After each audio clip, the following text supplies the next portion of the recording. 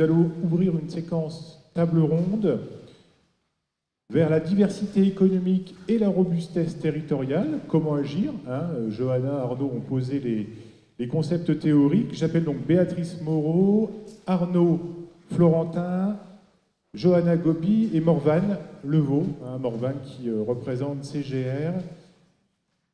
Et donc je vais vous interroger à tour de rôle. La parole à Béatrice Moreau, hein, notre vice-présidente de la région Grand Est. Je voulais interroger Madame Moreau sur sa vision, notamment sa vision par rapport au bilan présenté par Marne Développement et du rôle d'une agence dans l'économie locale. Alors, merci Vincent pour cette question. C'est vrai que j'ai le plaisir, en tant que vice-présidente de la région, de siéger aussi, évidemment, au bureau et conseil d'administration de l'agence de développement. Alors, c'est pas pour ça que je dis ça, je ne vais pas avoir de regard biaisé pour autant. Ce qui est important sur le bilan que Johanna a présenté, c'est les actions qui se font en réflexion, en proximité, en présence sur les territoires, et c'est peut-être ce qu'on a peut-être moins senti, mais que les présidents de communautés de communes qui sont présents et qui sont aussi des financeurs sentent et voient, puisque l'action elle est au proche d'eux, c'est cet échange proche qui permet au territoire de connaître, évidemment ils connaissent leur territoire, ils connaissent les industries, et qui permettent d'agir sur leur territoire. Et c'est en ce sens que la remarque de Thomas tout à l'heure pour le pays Utria est intéressante, c'est-à-dire que ce que vous nous avez présenté, Monsieur Florentin, oblige à des questions. C'est-à-dire que l'IA a posé des thématiques de projets possibles sur les territoires. Et là, voilà, Marne Développement doit accompagner les territoires. C'est une action voilà, qui se sent moins, qui se voit moins, mais qui existe. C'est-à-dire doit accompagner les territoires pour aller justement se dire, bon, bah, alors l'IA, elle a posé ça, comment est-ce qu'on peut faire pour vraiment accueillir ce type d'entreprise sur nos territoires. Et ça fait partie des missions qu'on a écrites, nous, la région Grand Est, quand on a mis en route les agences de Deveco, c'est de se dire, mais évidemment, il y a cette action des territoires, cette proximité à avoir. Et c'est vrai que l'agence de la Marne le fait. C'est quelque chose qui se sait quand on est sur les territoires, quand on est élu du territoire, et qui se voit peut-être moins quand on est industriel et à l'autre bout d'un territoire, de département de la Marne. Il y a une autre chose qui me paraissait importante dans le rapport qu'a présenté Johanna, c'est cette synergie. Le travail en synergie entre entreprises est hyper important pour moi, parce que ça fait vraiment corps. Vous avez parlé tout à l'heure, Monsieur Florentin, je me permets encore, de ces interconnaissances. Je reformule un peu. Et c'est, pour moi, gage de résilience, de la résilience de nos territoires. Bien se connaître pour pouvoir faire plus. Et ça permet, quand on est aujourd'hui dans une situation un peu géopolitique comme on la connaît, un flou budgétaire comme on connaît aussi, ça permet de dire les acteurs économiques, on va devoir à nouveau s'adapter, on va devoir à nouveau réfléchir à un certain nombre de choses, mais si on se connaît entre nous, on sait qu'on peut aller chercher une synergie entre nous, travailler sur un plus pour notre entreprise, mais voilà, on ajoute à la résilience des entreprises. Et ça, vraiment, pour moi, c'est un enjeu important. Merci. Arnaud, sur les concepts de diversité économique, concept de robustesse territoriale, tu peux nous rappeler ces deux définitions? De quoi parle-t-on? La diversité,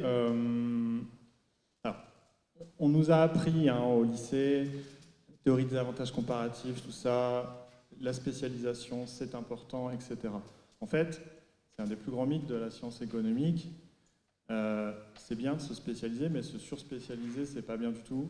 Et tous les grands territoires qui prospèrent, qui se développent, qui innovent, ce sont des territoires hyper diversifiés. la diversité, c'est la phrase que tu as repris de moi gentiment tout à l'heure. En fait, quand on a de la diversité, ce sont des options et ça permet de faire plein de choses. Et les territoires les plus diversifiés sont les territoires qui exportent le plus, qui arrivent à garder le plus les richesses localement, avoir un effet multiplicateur important, sont des territoires qui arrivent à mettre le plus souvent des stratégies d'écologie industrielle en place parce qu'en fait, ils ont plein d'options, des stratégies de circularité parce qu'en fait, il y a plein de solutions sur le territoire. Ce sont des territoires qui sont souvent plus résilients. Hollande était classé comme le territoire modèle aux États-Unis parce qu'en fait, toutes les entreprises ont su pivoter. Ce sont des territoires qui ont moins de problèmes sociaux. Un des rares territoires en France à ne pas avoir connu les gilets jaunes, c'est le territoire de Mauges. C'est le territoire avec la meilleure diversité, une des meilleures diversités industrielles de France. Pourtant, il y a beaucoup d'ouvriers là-haut. En fait, ces personnes ne se sentaient pas exclues, mais en fait, sont complètement dans l'écosystème et on trouve une place. Et surtout, tous les villages ont une zone d'activité là-haut. Donc, en fait, du coup, ils travaillent à côté de chez eux et ils n'étaient pas forcément concernés par les flux comme on peut avoir. En fait, la diversité, ça permet énormément de choses sur les territoires. Et c'est pour ça que c'est quelque chose qui est vraiment un travail.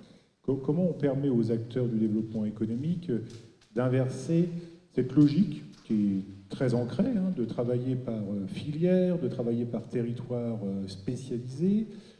Ou finalement on va chasser des activités qui ressemblent à celles qu'on a déjà, donc on connaît bien le champ de bataille. Comment on s'y prend? Alors on a vu que l'IA peut nous aider à trouver des cibles, à faire du ciblage, mais comment on s'y prend pour mettre en œuvre une action autour de la diversité?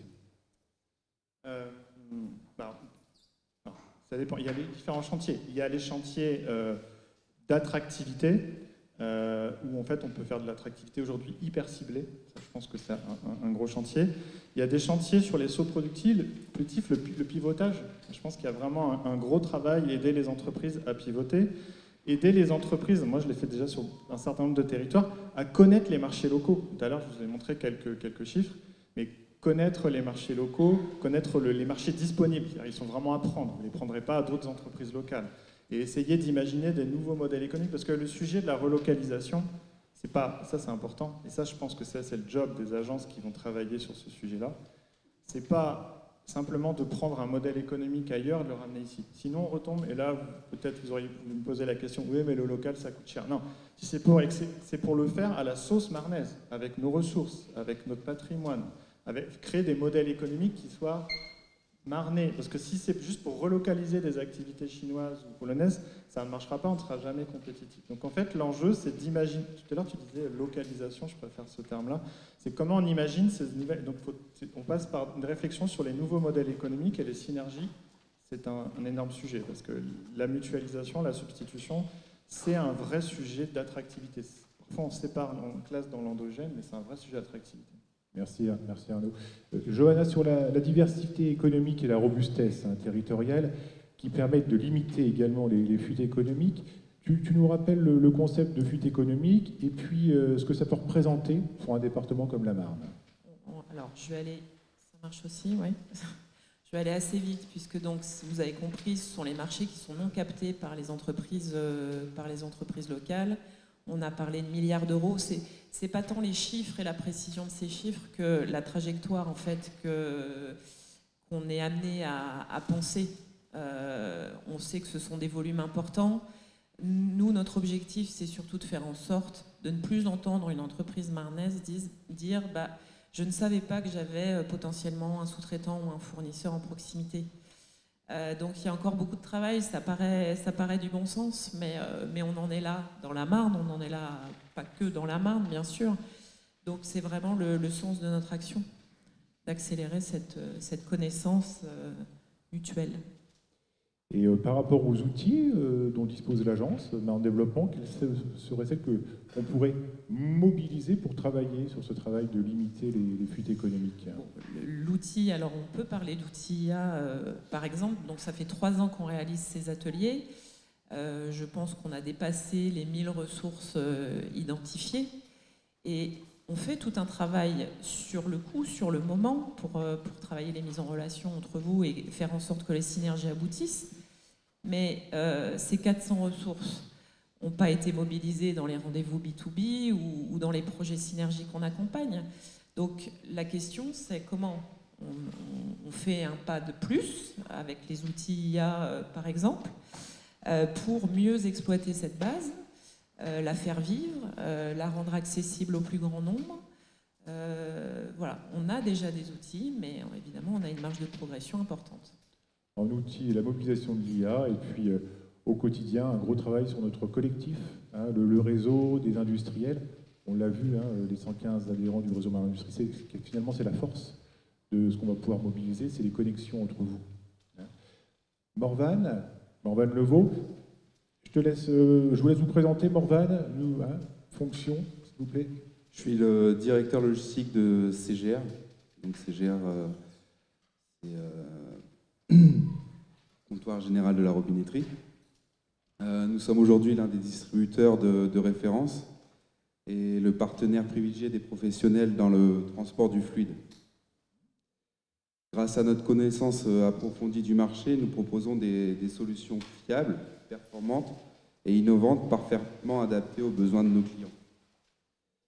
Notre équipe d'experts accompagne les professionnels à chaque étape de leur projet, de la conception à la réalisation, avec des études personnalisées, des solutions sur mesure et des conseils avisés. Notre objectif est clair, optimiser les installations, réduire les coûts et garantir une satisfaction client. Pour cela, nous livrons 30 000 références partout en France métropolitaine et 8 000 références en stock permanent dans nos agences sur le territoire, ouverts de 7h à 19h. Notre force repose aussi sur 2 centres logistiques qui assurent une réactivité exceptionnelle. L'entrepôt de Bethny, une installation entièrement automatisée, de la réception jusqu'à l'expédition de marchandises. On a environ 20 000 références, 90 000 bacs ou de caisses de stockage. On expédie 1500 colis jour et une commande est préparée en seulement 7 minutes. Ensuite, on a l'entrepôt de Tinqueux dédié aux produits lourds et volumineux. 8 000 références sur 5 000 palettes, une logistique du coup adaptée au format spécifique. Et du coup, notre force, c'est vraiment toute commande passée avant 17h est préparée et expédiée. Réactivité, rapidité, hein, et puis un volume de références différentes très très important. Morvan, l'idée de l'intervention sur la table ronde, c'est un retour d'expérience concrète hein, sur les ateliers Synergie, puisque vous avez découvert cette dynamique collective lors d'un atelier dédié aux palets de bois, organisé en décembre à la région Grand Est. Et voilà, première impression sur cet atelier spécifique. C'était très intéressant. Aujourd'hui, nous ne réutilisons pas forcément toutes nos palettes venant de nos fournisseurs. Donc aujourd'hui, elles sont mises dans des bennes bois, elles partent pour être brûlées. Grâce à cet atelier, on a réussi à lier des contacts avec d'autres entreprises comme Marne Concept, Marne Metal Concept, grâce à d'autres partenaires. Et grâce à ça, du coup, les palettes sont réutilisées et ont une seconde vie. Évidemment, dans les ressources qu'on retrouve très souvent, il y a la question des palettes, l'industriel qui en a trop et l'industriel qui en recherche. Hein. Donc on a décidé de créer un atelier dédié. Et lors de cet atelier, il y avait une trentaine d'industriels présents. Donc toujours l'idée de se connecter entre industriels. Là, Morvan évoquait une relation entre CGR et puis Marne Metal Concept. Mais il y avait également la présence de 7 prestataires palettes. Si vous ne trouvez pas la solution avec les autres industriels, il y a évidemment d'autres solutions avec des spécialistes. Morvan, vous avez également participé, après décembre et les palettes, à l'atelier plus générique qu'on a découvert via la vidéo. Et donc là, c'est pareil, quelle impression par rapport à cet exercice qui était au sein des locaux de l'UIMM? Toujours très intéressant. Ça nous a permis de nous ouvrir à d'autres entreprises. Aujourd'hui, nous avons des ressources en interne où on n'a plus l'usage et du coup, on a pu proposer des ressources au lieu de les jeter, d'être réutilisées. J'ai quelques exemples si ça Ouais, vous intéresse. on y reviendra sur les exemples, parce qu'il y en a même plutôt pas mal. Je fais un peu le teasing pour tout à l'heure, mais CGR a réalisé 7 synergies depuis le mois de janvier, ce qui est vraiment notable. C'est un des meilleurs résultats pour un industriel sur une année. Rencontrer d'autres personnes, parce que oui, sur les 26 industriels présents, finalement, vous en connaissiez peu. Très peu, on ne s'ouvre pas forcément, c'est une première au sein de CGR d'essayer de s'ouvrir à d'autres entreprises. Mais c'est pas spécifique à CGR. Ce que je veux vous dire par rapport à ça, c'est que en tant qu'industriel, la connaissance de l'écosystème local, des autres acteurs locaux, et il y a vraiment des gros axes de progrès sur connaître son voisin, connaître ses confrères, et de là sortent également beaucoup de potentiel. Merci Morvan. Madame Moreau, votre retour, votre vision par rapport au potentiel marnais, notamment sur un sujet qui nous tient à cœur, les synergies entre agriculture et production agroalimentaire locale. Je prends souvent l'exemple de Taha Chips. Ils produisent des pommes de terre et ils sont lancés dans la production de chips. Comment est-ce qu'on peut accélérer la transformation des produits agricoles dans la Marne? Est-ce qu'il y a un levier, un axe de progrès? Alors oui, moi j'ai bien noté que dans les 3 secteurs qui pouvaient faire des choses dans la Marne, il y avait le secteur agri-agro. Moi j'aimerais commencer en vous rappelant un exercice qui a été fait dans les années 60-70 dans le département de la Marne. La profession agricole, les agriculteurs se posaient la question de mettre une nouvelle culture en place pour diversifier leur assolement, pour changer les rotations. Donc ils ont dit on va essayer de mettre de l'orge de printemps en place, donc des cultures de printemps. Or, l'orge de printemps, il n'y avait aucune entreprise qui les valorisait dans le département, et donc ils ont créé les malteries. Et on a ce qui est à Vitry-le-François, et qui aujourd'hui, en termes de malterie, est une des premières, et qui aussi sert nombre de micro-brasseries et brasseries tout court. Alors pas de brasserie dans la Marne, mais de micro-brasseries en tout cas dans le département de la Marne.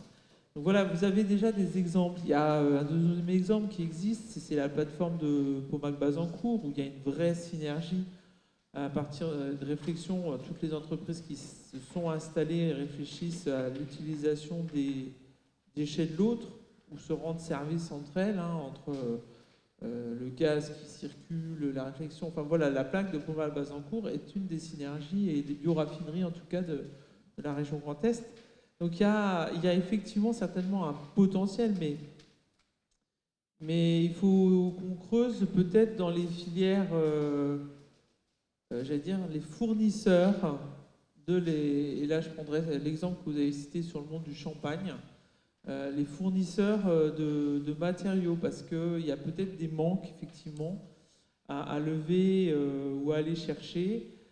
Mais il faut aussi qu'on fasse attention aux équilibres qui se trouvent à travers l'ensemble du territoire Grand Est, qui existe déjà.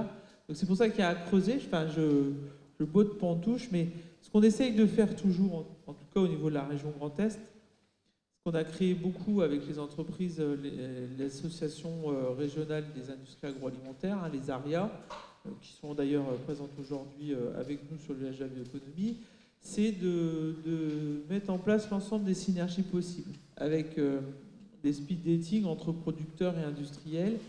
Et donc ça va prendre un peu de temps, ça peut prendre malheureusement un peu de temps. Ça découle tranquillement.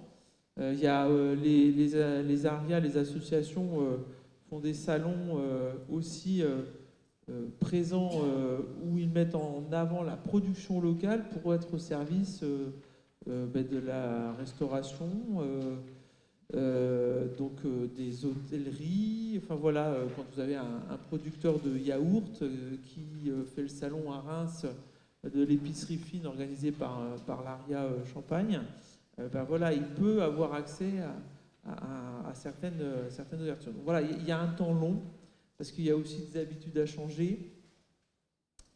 Tempo économique pas toujours facile. Mais voilà, on a en tout cas beaucoup de choses. Et puis, on a encore des travaux à faire. Et ça, c'est vrai que c'est les plans alimentaires territoriaux qui les démontrent. Il y a tout un travail à faire, notamment dans la Marne, autour des fruits et légumes, pour pouvoir correctement alimenter l'ensemble.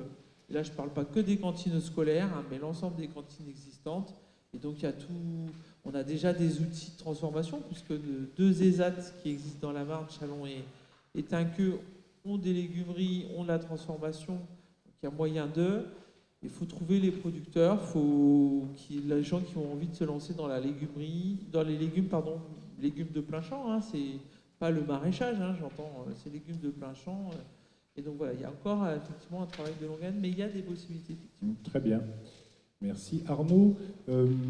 Sur l'enjeu de diversité économique, pour faire le lien avec la biomasse, avec la bioéconomie, peux-tu nous parler notamment de tout ce qui peut être développé à partir du CO2, à partir du biogaz?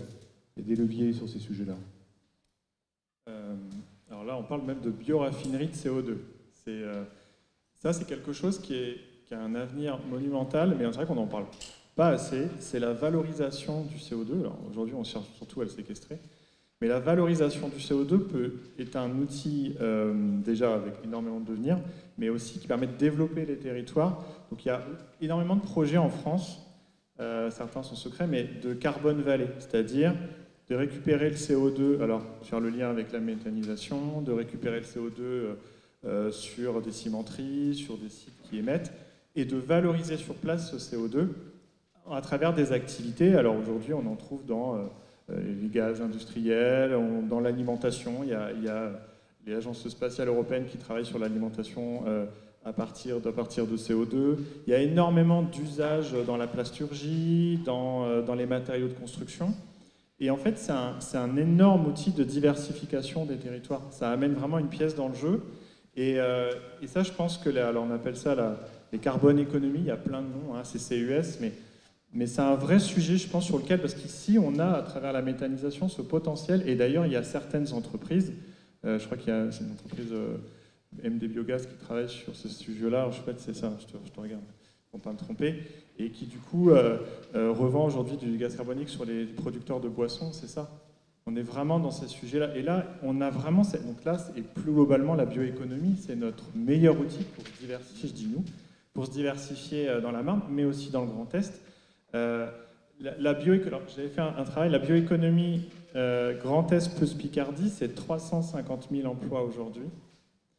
Et si on substituait les produits fossiles par des substituts végétaux, uniquement végétaux, dans toutes les industries qui sont présentes, on pourrait multiplier par 2 la production, la part de la bioéconomie. On pourrait arriver sans aucun problème sur 700 à 800 000 emplois un jour.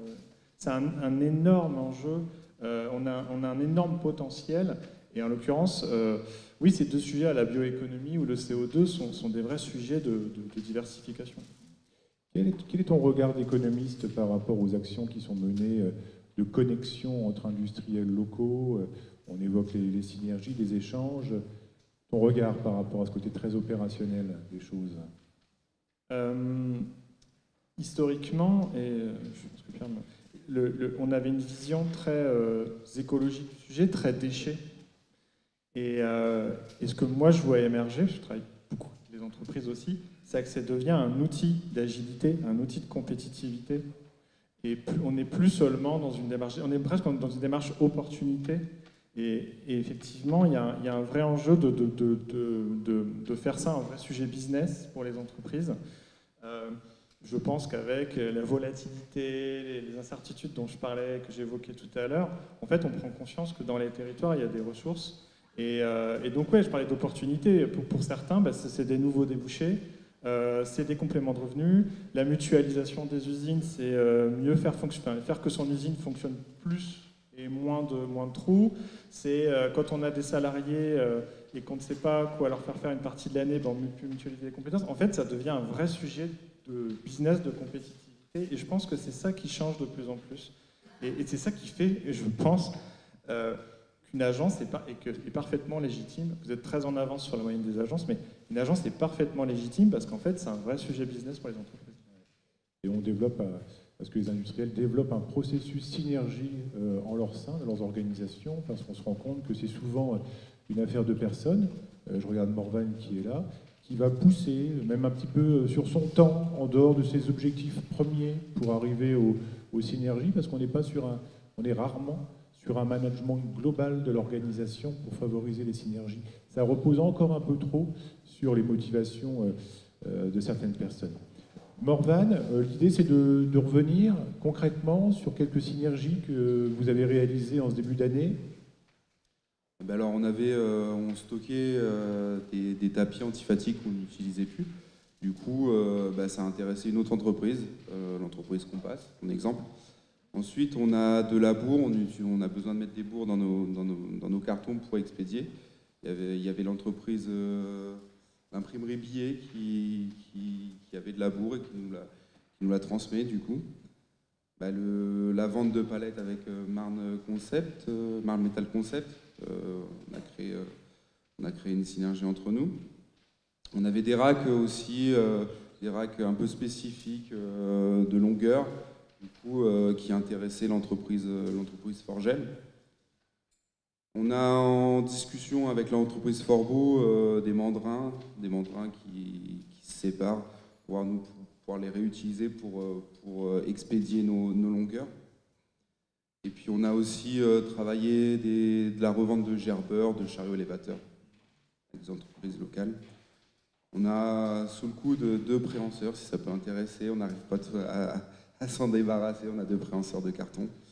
Et on a aussi créé, proposé une expertise, une connaissance d'un choix de logiciel WMS. On a participé à leur partager notre savoir là-dessus et du coup avec l'entreprise Charbonne.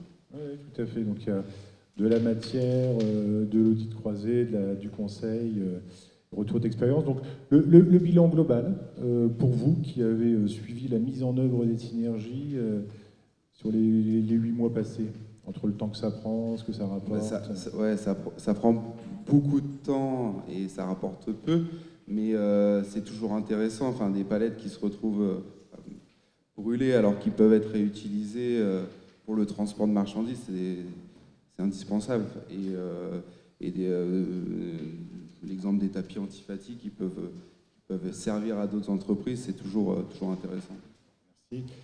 Donc, Johanna, en complément du retour qualitatif de Morvan, comment, pour les synergies, on peut travailler à l'évaluation de l'impact? Alors, on va mettre en place de toute façon assez vite maintenant un bilan qui sera fait par l'entreprise, l'intérêt financier, autres, pour vraiment avoir le point de vue de l'entreprise et que ce ne soit pas juste l'agence qui fasse l'évaluation. Ça paraît quand même la moindre des choses et on croisera nos visions, ce sera, je pense, intéressant. On a tous travaillé effectivement aussi au niveau national, puisque l'idée, c'est pas de créer notre méthode dans notre coin et notre grille juste pour la Marne, c'est qu'on arrive avec notre fédération du CNER à partager une méthode qui ne soit pas une usine à gaz et qui parle assez vite pour évaluer les impacts territoriaux, sociaux, je l'ai dit, et environnementaux. Merci. Est-ce qu'au niveau de l'Assemblée, vous souhaitez interroger un des participants de la table ronde? Alors, on a toujours la possibilité de faire passer les micros. N'hésitez pas, vous avez vu, il y a des profils très complémentaires qui peuvent répondre à vos questions. Eh bien, Johanna, je t'en prie. J'ajoute juste une chose. C'est pas la peine d'imaginer ou d'inventer des outils qui existent déjà. Je vous entendais parler des ressources que vous avez. Je tiens à souligner que par le partenariat qu'on a avec le Club d'écologie industrielle de l'Aube, on permet aux entreprises marnaises de bénéficier de la ressourcerie en ligne, le bon coin des industriels pour faire simple, pour que vous puissiez mettre en ligne ces ressources. C'est un outil qui existe, qui est mal connu, qui est sans doute sous-utilisé. Je pense qu'on a une dizaine d'entreprises marnaises aujourd'hui qui l'utilisent, mais voilà, c'est pas encore assez. Donc il existe des choses. On a tout un réseau d'offreurs de solutions, et je me tourne vers la région Grand Est, puisqu'il y a tout un travail qui a été fait par Grand Est Développement pour identifier les prestataires sur un certain nombre de sujets pour servir la transformation de vos entreprises. Donc ça aussi, ce sont des ressources qui existent localement. Et puis le dernier sujet, c'est la commande publique qu'on a juste effleuré. C'est 7 milliards d'euros pour l'ensemble du Grand Est. Et on a aussi des actions sur ce sujet-là pour que les entreprises de la Marne puissent se positionner, accéder à ce levier de développement qui est énorme, alors qu'il va peut-être être en baisse, mais malgré tout qui reste important. Voilà. Arnaud, merci Johanna. Arnaud, je voulais revenir au niveau de l'entreprise. Comment, en tant qu'industriel, je peux appréhender le concept de saut productif, la notion d'entreprise agile? En fait, le travail sur la diversification, sur les nouveaux métiers, c'est un sujet qui revient beaucoup avec l'actualité. On a évoqué la défense. On connaît un bon nombre d'entreprises qui travaillent justement à se diversifier dans leur chaîne de valeur ou pas. Comment est-ce qu'on prend le bon bout dans la réflexion stratégique? On peut déjà essayer de regarder ce qu'on a dans son écosystème comme entreprise qui permettent de faire un saut productif. Un saut productif, ça peut devenir avoir un client potentiel, un fournisseur potentiel, un partenaire, faire de la co-innovation. On peut innover avec des synergies. On peut mutualiser des choses. On peut se dire, mais moi, j'ai pas... Finalement, on appelle en innovation, dans les stratégies d'innovation industrielle, on appelle ça innover par l'adjacent. En fait, on ne peut ouvrir que les portes que l'on peut voir. Donc, c'est déjà regarder sur son territoire ce qu'on a comme possibilité et essayer de voir quelles sont les innovations, les possibilités de saut productif. C'est aussi regarder ce qu'on sait faire soi. Après, je pense qu'il y a des diagnostics de saut productif à inventer pour ceux qui veulent en faire. Moi, j'en fais pas forcément, mais je pense qu'il y a vraiment des choses à imaginer parce qu'en fait, ça va devenir un élément fondamental dans la dynamique industrielle en France, même dans la réindustrialisation. Donc je pense que déjà, c'est de cartographier son écosystème. C'est là que l'IA ou des outils peuvent venir complémenter ce qui existe et ce que tu fais, ce que vous faites aussi avec le club d'un point de vue beaucoup plus sur l'humain. Essayer de... Finalement, moi je suis assez étonné de voir que parfois les entreprises ne connaissent pas leur écosystème. Prenez tout à l'heure de Vitry sur cette activité. Si cette activité s'implante sur le territoire, elle va peut-être avoir 15-20 partenaires sur le territoire. Faisons-le déjà avec les entreprises déjà existantes. Une entreprise sur son territoire peut développer quoi et avec qui? Et ça, il faut l'automatiser. Il y a des plateformes à imaginer. Moi, j'avais déjà imaginé des choses sur des Tinder de l'industrie. En fait, vous rentrez et puis en fait, vous vous êtes mis en relation avec des entreprises en fonction de vos affinités. Il faut qu'on aille très vite là-dessus. Il faut vraiment automatiser les choses. Merci Arnaud. Une dernière question à Madame Moreau. On a parlé de biomasse, de la diversité que pouvait apporter la bioéconomie au territoire. Par contre, il y a des enjeux, mais il y a aussi des risques sur la valorisation de la biomasse marnaise, notamment valorisation hors alimentaire. Je pense à l'énergie, je pense aux biomatériaux. Comment vous voyez les choses par rapport à ça, aux limites peut-être de la biomasse? La région Grand Est, elle a une vraie stratégie sur la bioéconomie, ça a été expliqué tout à l'heure, et en plus on travaille assez régulièrement avec les Hauts-de-France et même la Normandie sur cette stratégie. On l'a clairement écrit dans un des schémas régionaux, le SRDE2I, la bioéconomie, c'est le développement, la valorisation de la biomasse, une fois qu'on a passé l'étape de l'alimentation. C'est-à-dire que qu'est-ce qu'on fait de ce qui est encore existant? C'est une stratégie qui existe depuis très longtemps sur le territoire Aix-Champagne-Ardenne et encore plus Marnais, ça, je pense que vous en êtes au courant. Et c'est demain un avenir. C'est vraiment, si vous avez quelques minutes, vous passez au fond du Hall 4, il y a le village de la bioéconomie avec les acteurs divers et la filière bois par exemple. Le bois, c'est une biomasse. La stratégie sur le bois, c'est bois d'œuvre, bois de construction, bois énergie. C'est-à-dire qu'à la fin de ce qui restera, on utilisera pour faire de l'énergie. Et sur l'alimentation, on aura une valorisation des produits, mais passer le cap de l'alimentation, et tout de suite quand je dis ça, on pense tous à la méthanisation, qui est une des premières énergies type bioénergie. La méthane, nous c'est très clair, c'est bas, c'est flux en élevage. Et après, on y ajoute les biodéchets des villes, parce qu'il y a des méthaniseurs qui se lancent en utilisant tout ce qui est biodéchets des villes, et avec quelquefois des hygiénisateurs, pour pouvoir renvoyer à la terre des choses propres. Et donc, on n'effacera jamais cette volonté d'avoir l'alimentation en premier, parce que voilà, c'est la production agricole, elle a toujours fait de l'alimentation. Donc il y a un moment donné, on n'effacera pas. Et les biomatériaux, vous avez toute une économie qui se fait. Je pense au chanvre directement. La chanvrière, aujourd'hui qui existe dans l'Aube, va se déployer dans les Ardennes par une deuxième usine. Donc ça veut dire que tout ce territoire entre les deux va pouvoir accéder encore plus, parce qu'il accède déjà à la production de chanvre, qui est une plante qui est hyper intéressante, volet bas niveau d'intrants. Et donc du coup, il y a vraiment toute cette réflexion-là. Et là, le chanvre, ça fait des années qu'il y a de la fibre dans les portières de voitures. Je veux dire, on ne va pas attendre de développer le chanvre pour faire des choses avec.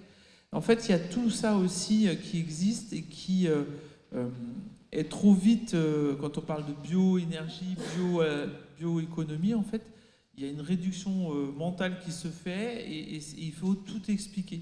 La bioéconomie, c'est quand vous mettez votre sucre dans le café du matin, par exemple. Vous allez voir la campagne de communication qui va se déployer bientôt. C'est la crème, la valorisation des molécules, la crème, pour les plus anciens, tout ce qui est autour des produits solaires, ça existe depuis des années, que la molécule, elle a été cherchée pour valoriser encore plus. C'est des petites molécules qui ont une énorme valeur ajoutée et que tout ça, ça revient au profit de l'agriculture en général. Un grand merci. Je vous propose de remercier avec vos applaudissements nos 4 participants.